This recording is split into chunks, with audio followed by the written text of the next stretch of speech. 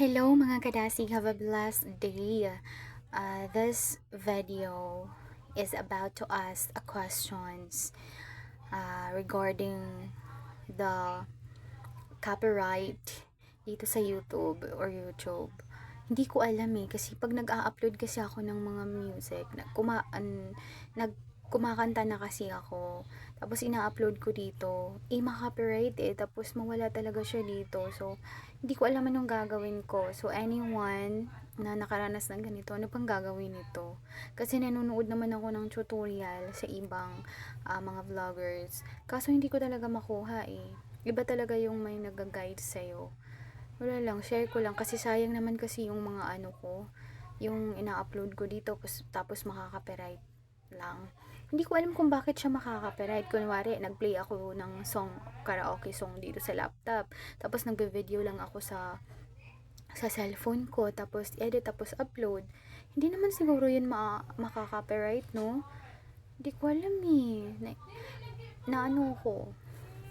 Ano sabi ko, ano bang gagawin ko para para hindi ma-copyright. Tapos kung magla-live din, tapos may ipi-play tayong music, magka-copyright din. Ano ba, YouTube? Grabe ka naman, wag naman ganun, hindi namin inaangkin yung music Baka naman.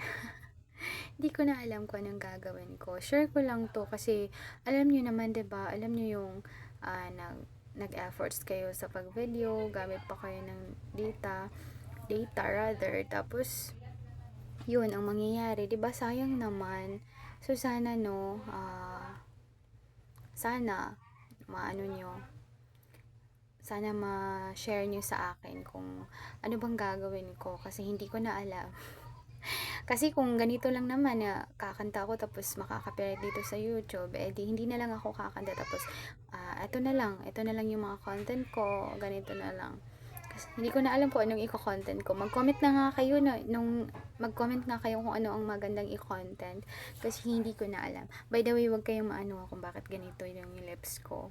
Kasi wala akong lipstick I never put any cosmetics on my face or any parts of my body kasi gusto ko natural lang talaga. Ayaw ko namang pumuti kasi ano ako sa init hindi ako talagang sulong kabataang Pilipino ko kapag sa init.